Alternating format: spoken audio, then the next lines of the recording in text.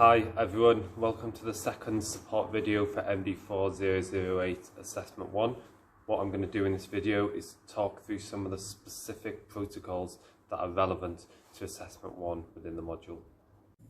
Okay, hi everyone, so what we're going to do first is we're going to spread the solid sample onto an agar plate.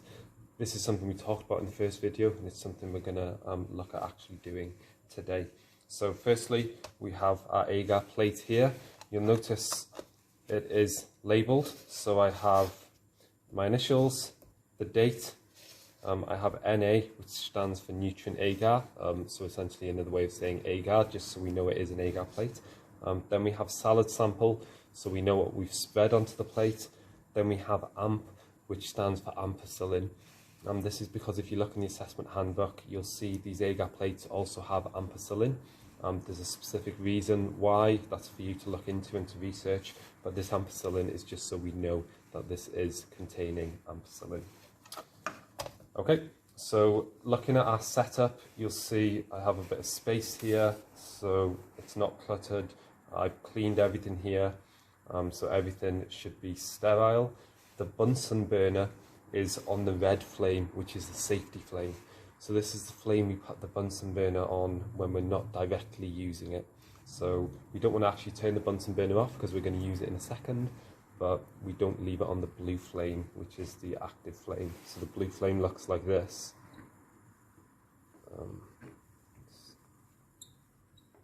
There we go. So the blue flame looks like this. It's actually kind of loud. It's also kind of hard to see. So for the purpose of today, I'm just going to leave it on the red flame, but when you actually do this experiment for real in a microbiology lab, you put the Bunsen burner on the blue flame when you're using it. But today, the orange flame is fine, it's a bit easier to see. Okay, so again, we're going to put the solid sample onto the agar. We're going to plate it out, we're going to streak it out, we're going to spread it however we want to say it. So we need a couple of things. We need the sample, which is here in this Eppendorf, and we also need a pipette because we need to pipette it onto the plate first. We're going to move the plate here, right here, and then we're going to move the pipette tips here, and the pipette tips are in this box. So again, as we said yesterday, when I'm doing all this, I want to be careful not to be moving my hands over the agar plate too much because we don't want to drop any microorganisms onto the plate. So what I'll do is I'll open the tip box towards the Bunsen burner flame, and then I'll take a tip, and again you can see I'm keeping the tip nice and close to the flame. Everything we want to do it towards the flame, we want to do it close to the flame so we're in a sterile environment. Opening the Eppendorf close to the flame and facing the flame, taking up the sample, and I'm keeping everything close to the flame. Then we want to open the lid of the agar plate and pipette the sample onto the surface. Okay, and that's now on there, and we can get rid of this.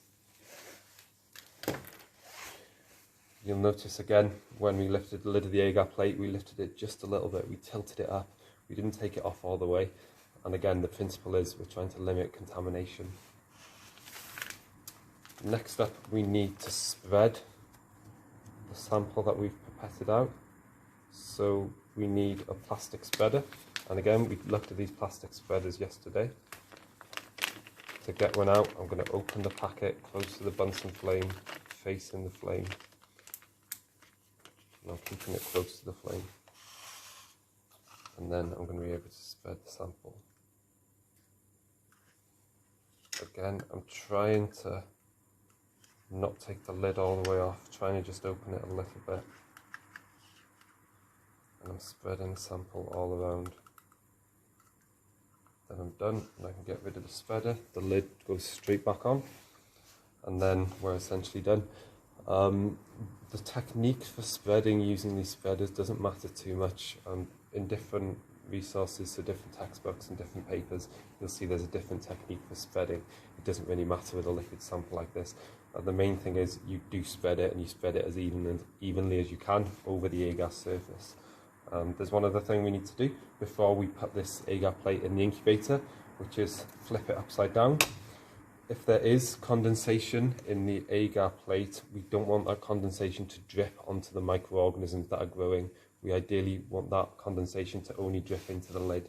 So if we incubate the plate upside down, that enables us to ensure that if there is condensation, it won't fall onto the microorganisms that are growing. So we always incubate these plates upside down. And that's the next step. So this will now be put into the incubator for either 1 day or 2 days or 3 days, occasionally longer. And the idea is that in the incubator, the microorganisms will have the opportunity to grow. Okay, so next we want to think about what we can do after the incubation. So this we can think of as a plate that's been incubated for 48 hours after the protocol we've just talked about. And what we have on this plate are various different colonies. So we have colonies growing, which means there were microorganisms present in the original sample. And it means we can now, if we choose to, research these individual colonies further, so we can experiment upon these individual colonies further. The way to do that is to select a colony and spread that colony on a new plate. Again, this is what's discussed in the Assessment 1 handbook, and that's what we're going to do now. So we're going to pick a colony off this plate and spread it onto this new plate. Okay. The first step, as we said, is to flame the wire loop. So we're just passing it through the flame and then just letting it cool off for a second, because obviously we don't want to kill all the microorganisms that we're trying to transfer over. Then we just carefully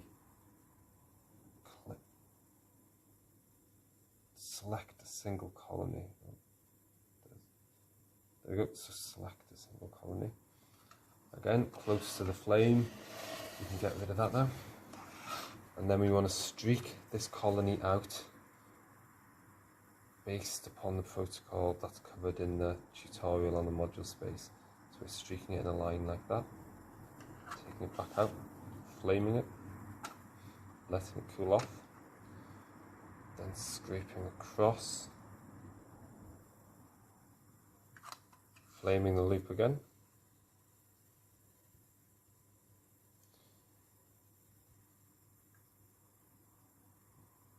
streaking across again, and flaming the loop again.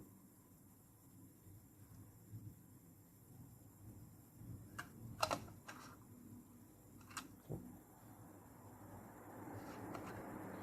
And then doing a squiggle at the end.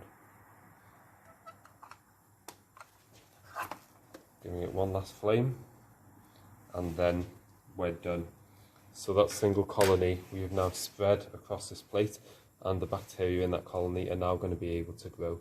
Again, one of the main principles of all this is we don't want a mix of different bacteria which we potentially have on this plate, because this plate contains all the salad samples, so each of the colonies on here could be caused by different bacteria.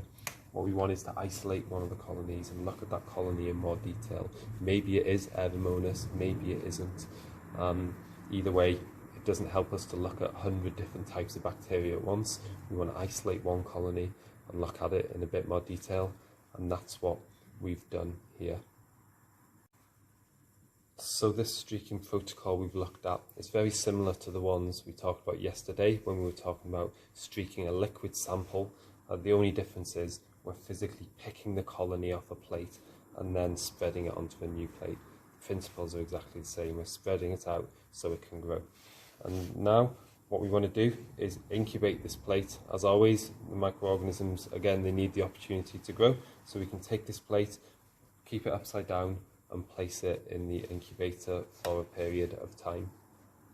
Okay, so what I have here is an example of what we might expect our final plate to look like after incubation. So this is, again, an example plate that the lab techs have very kindly prepared for us to see. So as you can see, the streaking pattern is clearly observable. So the bacteria have been streaked here, then the individuals flamed the loop, then streaked again, then flamed the loop, and then streaked again.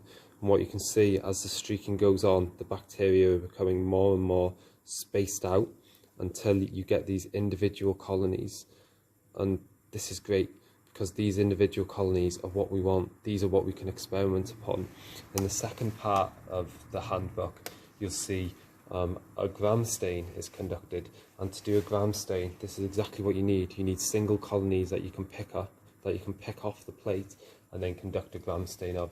It doesn't help us to have all different bacteria mixed together again, and then you don't really know what you're looking at. What we need is individual colonies, because each colony is produced by a single bacteria, and we can therefore produce, we can do a gram stain on an individual colony and get a reliable result. Okay, thank you for listening. I hope you found the video useful. Again, the purpose of this video, like the first video, is to complement the handbook for Assessment 1. So just to provide you with some extra information about Assessment 1 that I hope you found useful.